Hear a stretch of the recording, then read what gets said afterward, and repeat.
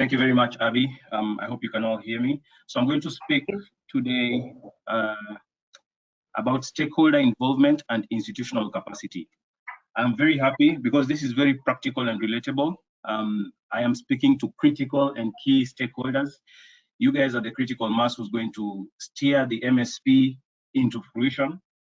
And starting off at this stage, I think I'd just like to say that stakeholder involvement and institutional capacity, broadly speaking, the term stakeholder refers to all or the different participants, whether individual, be they groups, organizations involved within a project.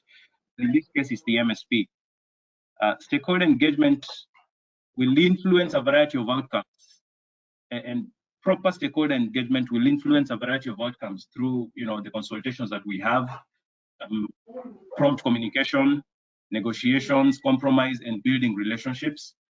And the successful completion of the MSP depends entirely on how the stakeholders view it. That is what I think about stakeholders.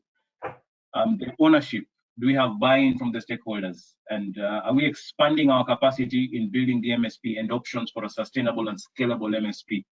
Now, Kenya has a history of stakeholder engagement with so many other planning processes.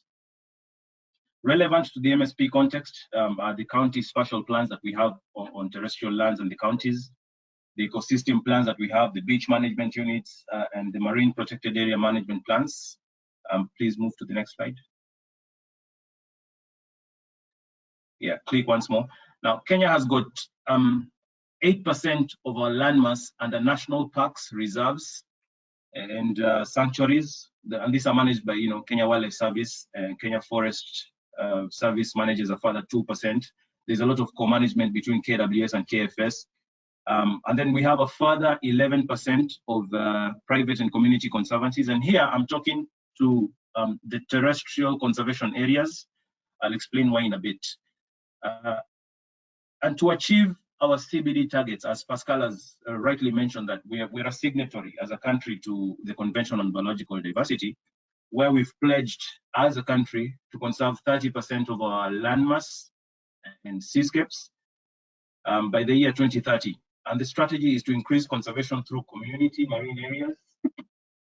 And the current marine parks that we have, we oscillate, it's 868 square kilometers in 6 marine protected areas, which is, it plays between 7% to 10% of our nearshore conservation. So there is great opportunity. There is very great opportunity in extending the national MPAs outwards to less conflict areas, the EEZ, and other than extending them along the coastline due to boundary and safeguard issues. So in between the marine protected areas in nearshore areas, we also have joint co-managed areas under fisheries through the 85 or so beach management units, and there's a lot of good opportunity here. And the current NOTEC zones, the current marine parks are too small to effectively protect key fisheries, while the marine reserves are not effectively enforced. Please move to the next slide.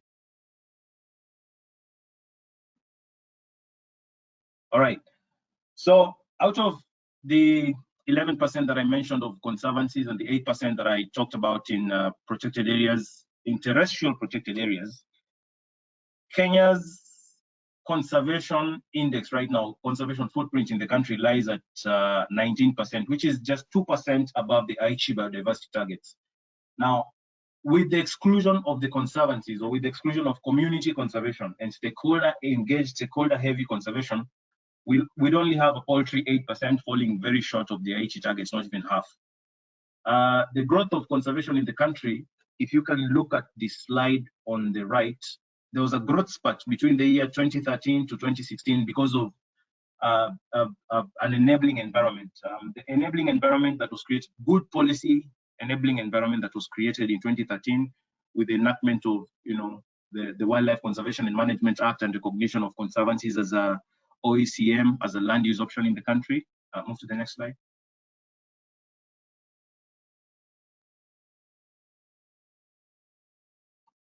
Move to the next slide. Can you hear me? Yes, I can. Is that okay? Okay. Yes. Thank you. So basically, this is our coastal shoreline. The dotted line smack at the beach is the near shore, which is 0 to 12 nautical miles. I mean, it's as far as the eye can see when you stand on the beach. And then further, we have the 30% that we're looking to conserve. So I just put this object for visualization purposes. Move to the next slide.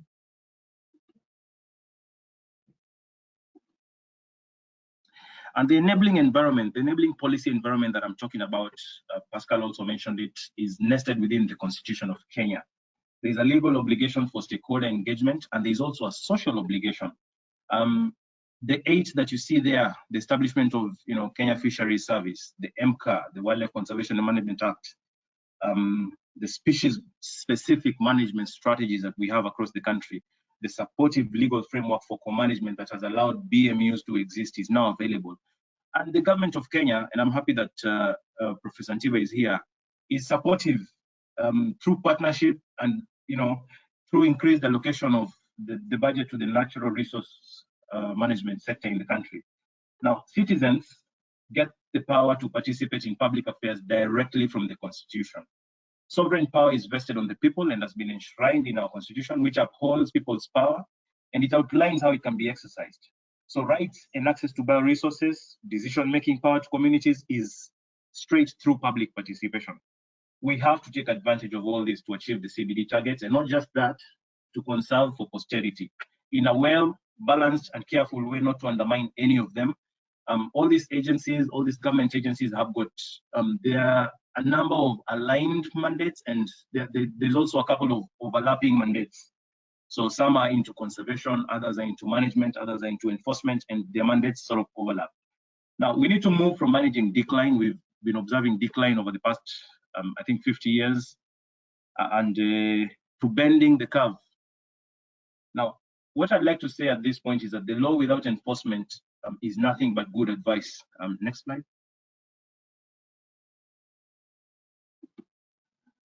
So the gist of what I'm talking about is the basic principles of stakeholder management. I'm going to talk about stakeholder management for the next few minutes. The principles are very simple. Focus on relationships and processes within the area of scope. We also need to consult early and often. We will use adaptive management practices and insider and outsider perspective, ethic and emic perspectives. We will compromise. We will take responsibility, and we will ensure intersectoral cooperation.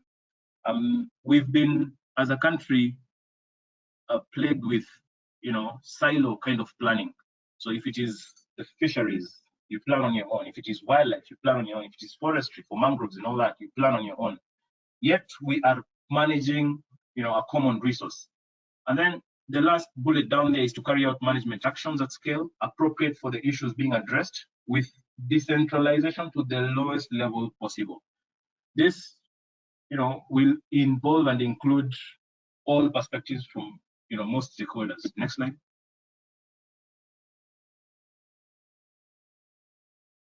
Thank you. Okay, who are these? Who are the stakeholders? What are their group interests? People who have a key stake in the MSP, like, most of us in this call. What conflict of interest, overlapping interests could be involved in this process? How and to what degree will stakeholders be affected by the project? Do we have people with indigenous knowledge and local situations? Do we have, are we collaborating and cooperating and networking with opinion leaders, with community leaders? Are we involving people with executive authority in the geographic and subject area? And then there's something that we use as a footnote in the country where we talk about demographic for inclusion of women, youth, and persons with disabilities. This is good because it is nested within the Constitution, but is it practiced to what it should be? Because if I look at the population demographics in the country, we're talking about 7 out of every 10 people are below the age of 35. And yet the allocation, legal allocation is 30% of all tenders and all that. Are we striking a balance, or is it just a footnote that we put it there for us to, look good in moving things forward? That's just food for thought. And then often it is easier to trigger commitments in stakeholders through specific and smaller tasks, a kind of the foot in the door strategy, but starting with a small setup request and then following up with a larger request. The rationale is that if someone complies with a small request first, they're more likely to agree to a larger one thereafter. So we're talking about conserving 10% of our marine resources as a target. but why not be audacious enough and say 30%? Why not even move a step forward and say 100%? We don't need to limit. We should not actually limit ourselves to what is prescribed, but we should involve a wide array of stakeholders to see and scope out what is possible. Now, reciprocity as an African trait across cultures, people are more likely to comply with a request from someone who has previously done something for them. And this group here, I'm sure you have all been in one way or the other involved in doing something for communities and working with communities directly. So a diverse mix of stakeholders like we have here, and we'll expand this further, I'm hoping, whether internal or external, is likely to offer a wider range of viewpoints, which in turn increases the potential for creative problem solving. Abby, let's move to the next slide. So the key stakeholder groups, all stakeholders, all of us, if we think, we all fall under one of these 7 categories: be it government, national or county, technical agencies, research, host communities, private sector, NGOs, international and regional agencies. And we've got different levels of influence and interests. If you look on the right, there's that table that I put there. There's, some people have high influence and high interest. And I'm glad that some people in this group have got both. Others have got low influence and interest. And around this, for those that we need to monitor, the ones who have got very low influence and low interest, we need to occasionally update them and not to bother them unnecessarily. The ones who've got high interest and low influence, as most NGOs fall in this category. We've got very high interest but low influence. We need to devote time to keep ourselves informed to ensure that there are no major issues that are rising. And they're very useful. This group is useful in providing project-specific information, as subject matter experts. And then the aspiration is the topmost corner, which is managed closely. The people who we are going to manage closely have got high influence and high interest. And the greatest level of engagement, these people will require the greatest level of engagement and to be managed continuously and closely, giving feedback with regular reviews, celebrating marginal gains, however small they are. And we need to create a sense of psychological safety around this critical group. So we're going to be analyzing all the stakeholders that are outlined here, and the aspiration is to push them to both have high interest and high influence. There's also another group that kind of is the negative or the reflection to this, but I'll not dwell on that. I can only mention that in passing. Now, additional participants in the MSP process are inevitable as the project moves through its different phases. So with this in mind, a smart approach is to schedule dates throughout the project lifecycle when we will be able to take time to update this and to analyze it. People fall and oscillate between these 4 categories that are there. And for better collaboration and to ensure everyone is maximizing their contribution,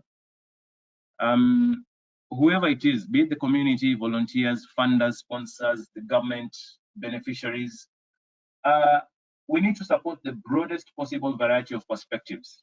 Now, failing to identify any stakeholder at this point, such as another team or a department or an agency that is crucial to the success of this project, would lead to a narrow prioritization of goals, and maybe tension within the project and unexpected roadblocks. And we already have a good number of examples across the country and historically that we can always borrow from. Next slide.